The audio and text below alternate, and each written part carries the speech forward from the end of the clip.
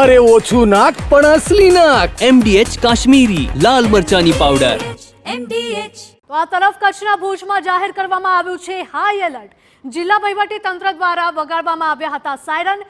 નાગરિકોને સલામત સ્થળે ખસી જવા માટે તંત્ર દ્વારા ખાસ અપીલ કરવામાં આવી છે. જરૂર ન હોય તો ઘરની બહાર ન નીકળવા પણ અપીલ કરાઈ છે. બિનજરૂરી અફવાઓ પર ધ્યાન ન આપવા ખાસ સૂચના આપવામાં આવી છે. મહત્વના સમાચાર. ગુજરાતના કચ્છમાં સતત પાકિસ્તાન હુમલા કરી રહ્યું છે, તેવામાં ભુજમાં પણ હાઈ એલર્ટ જાહેર કરાયું છે. જિલ્લા વહીવટી તંત્ર દ્વારા વગાડવામાં આવ્યા હતા સાયરન. નાગરિકોને સલામત સ્થળે ખસી જવા માટે તંત્રએ અપીલ કરી છે. જો જરૂર ન હોય તો ઘરની બહાર ન નીકળવું જોઈએ તેવી પણ અપીલ તંત્રએ કરી છે. બિનજરૂરી અફવાઓ પર ધ્યાન ન આપવા માટે પણ સૂચન કરાયું છે.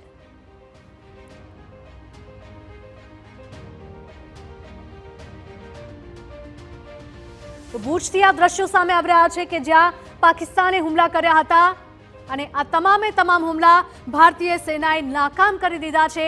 અને જે ડ્રોન મોકલવામાં આવ્યા હતા, પાકિસ્તાન તરફથી મિસાઇલ મોકલવામાં આવી હતી, તેને હવામાં જ તોડી પાડવામાં આવ્યા હતા, પરંતુ તેના કાટમાળ છે તે હજુ પણ ભારતમાં જોવા મળી રહ્યા છે. ભારતના જે પણ સીમાના વિસ્તારો છે, કચ્છના ભુજમાં પણ આવા કાટમાળો જોવા મળ્યા હતા. અનેક ખુલ્લી જગ્યાઓમાં અને ખેતરોમાં પાકિસ્તાની ડ્રોન અને મિસાઇલોના ટુકડા જોવા મળી રહ્યા છે. અને જો કોઈ નાગરિકોને આવી શંકાસ્પદ વસ્તુઓ દેખાય છે તો તાત્કાલિક પોલીસ અને સેનાને જાણ કરવા માટે પણ ખાસ અપીલ કરાઈ છે. કચ્છના ભુજમાં પાકિસ્તાનની નાપાક હરકતથી તંત્ર હવે હાઈ એલર્ટ પર છે અને લોકોને ઘરની બહાર જરૂર વગર ન નીકળવા માટે પણ ખાસ અપીલ કરવામાં આવી રહી છે. સતત પાકિસ્તાન સીઝફાયરનું ઉલ્લંઘન કરી રહ્યું છે. બોર્ડર વિસ્તારના જેટલા પણ રાજ્યો છે, શહેરો છે, તે તમામને પાકિસ્તાન નિશાન બનાવીને સતત હુમલા કરી રહ્યું છે. પરંતુ આ તમામે તમામ હુમલાઓ છે તે ભારતીય સેના નાકામ બનાવી રહી છે. નાગરિકોને સલામત સ્થળે ખસવા પણ તંત્ર દ્વારા અપીલ કરાઈ છે. નાગરિકોમાં ભય ન ફેલાય, ખોટી અફવાઓ ન ફેલાય, તેને ધ્યાનમાં રાખવાની પણ ખાસ અપીલ તંત્રએ કરી છે. તો ઓપરેશન સિંદૂર હજુ પણ યથાવત જોવા મળી રહ્યું છે. જે પણ પાકિસ્તાનની બોર્ડરને અડીને આવેલા શહેરો છે, વિસ્તારો છે, આ તમામ વિસ્તારોમાં એલર્ટ જાહેર કરવામાં આવ્યું છે. શહેર હાઈ એલર્ટ પર છે અને તેની સીધી જ અસર છે તે અત્યારે રસ્તા પર પણ જોવા મળી છે. આપ જે પ્રકારે દ્રશ્યો જોઈ રહ્યા છો કે લોકોને બિનજરૂરી ઘરની બહાર ન નીકળવા માટેની અપીલ છે તે કરવામાં આવી રહી છે. ને જે લોકો ઘરની બહાર આવી રહ્યા છે તેમને પણ પોલીસ છે તે અત્યારે સુરક્ષિત સ્થાનો પર પોતાના ઘરો પર જવા માટેની અપીલ છે તે કરી રહ્યા છે.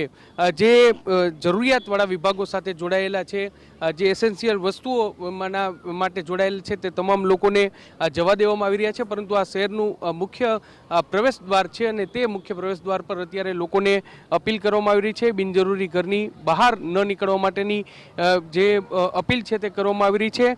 જે મેડિકલ સાથે જોડાયેલા લોકો હોય, PGVCL સાથે જોડાયેલા લોકો હોય, વહીવટી વિભાગ સાથે જોડાયેલા લોકો હોય, પોલીસ સાથે જોડાયેલા લોકો હોય, આ તમામ લોકો છે તેમને જ શહેરની અંદર પ્રવેશ છે તે અત્યારે આપવામાં આવી રહ્યો છે. બાકી જે પ્રકારના તમે દ્રશ્યો જોઈ રહ્યા છો કે અત્યારે ખૂબ જ કરફ્યુ જેવો માહોલ છે તે જોવા મળ્યું છે, સન્નાટો છે તે જોવા મળ્યું છે.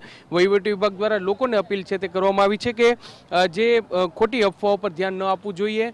સાથે સાથે જે ખોટું પેનિક ઊભું થાય તે પ્રકારનું વાતાવરણ સર્જવું ન જોઈએ, પરંતુ સાવચેતી રાખવી એટલી જ જરૂર છે.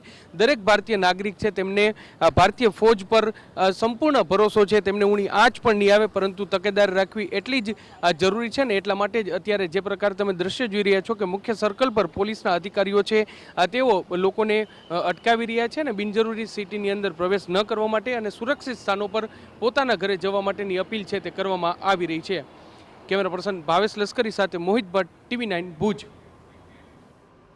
MDH ચણા મસાલા. હવે છોલા હોય કે ચોળા, સફેદ ચણા હોય કે કાળા ચણા, બધું મજેદાર બનશે.